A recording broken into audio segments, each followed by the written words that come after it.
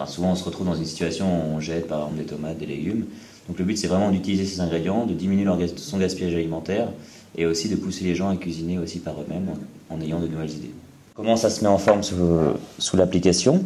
Simplement en rentrant dans l'outil frigo, ça va être de lister tous les ingrédients dont on dispose, donc, ou les ingrédients avec lesquels on souhaite cuisiner, et dans quelle quantité on en dispose. Donc, par exemple, si on dispose de la crème fraîche, on en a 20 centilitres, donc on sélectionne les centilitres, l'unité, et on met la quantité. On peut nous dire qu'on a des lardons, des allumettes de jambon, des spaghettis, des pommes de terre. Donc, par exemple, je viens d'acheter un filet de pommes de terre, hop, ça fait à peu près 1 kg, je pense. Et je veux cuisiner, admettons, pour 2 personnes, j'en ai 2 ce soir, je ne sais pas trop quoi faire. Donc simplement, je lance une recherche parmi plus de 12 000 recettes. Et je vais trouver directement, l'application va me dire, directement, je peux cuisiner des pommes de terre. Donc je vois, première recette, vous avez tous les ingrédients. On m'indique le prix de réalisation de la recette. Donc après, ça m'intéresse de regarder qu'est-ce que je peux cuisiner avec. Pommes de terre à la carbonara. Donc je retrouve ma recette, je retrouve une vidéo de réalisation.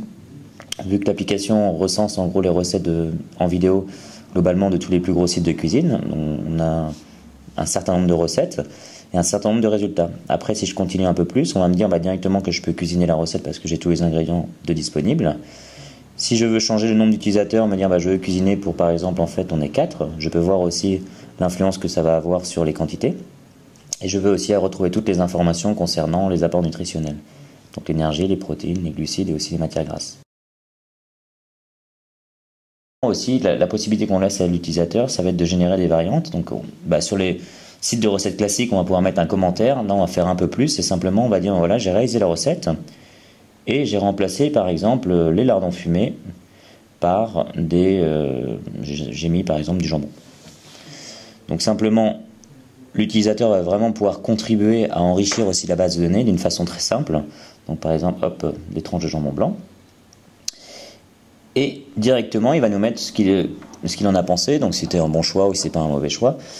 La variante va nous être communiquée, et nous on va décider ou non de la valider si on voit qu'il y a une cohérence dans la recette. Et directement, ça va générer pour les futurs utilisateurs de nouveaux résultats. Donc la prochaine personne qui utilisera du jambon dans son frigo sera capable de trouver cette recette, et la recette sera indiquée qu'à la base c'est du lardon, mais qu'on l'a directement faite avec du jambon, et ça a très bien marché. D'accord. Donc en fait il y a un enrichissement de l'application au fur et à mesure. Alors. Au fur et à mesure. Donc en gros, nous on a créé une base. Maintenant, ça va être la prochaine étape, c'est les utilisateurs. On a énormément de recettes.